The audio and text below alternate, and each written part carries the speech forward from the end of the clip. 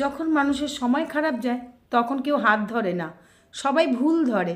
সময় আর বুদ্ধি না একসাথে আসে না।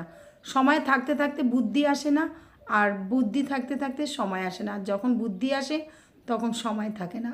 আর যাদের দুটো একসাথে আসে তারা খুব লাকি। লোকে আমাদের সাথে যেরকম ব্যবহার করে, আমরা যদি সেই ব্যবহারটাই রিটার্ন দিই, তারা হজম করতে পারে না।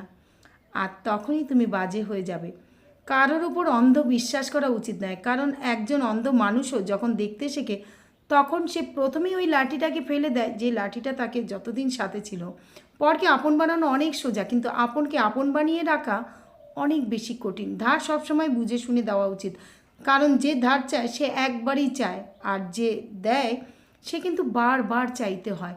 যতক্ষণ চুপ থাকবে ততক্ষণ লোকে বোকা ভাববে, আর যে মুখ খুলবে লোকের সহ্য হবে না। তুমি ঠিক, এটা তোমার আত্মবিশ্বাস, কিন্তু তুমি যে ঠিক বাকি সবাই ভুল, এটা তোমার অহংকার।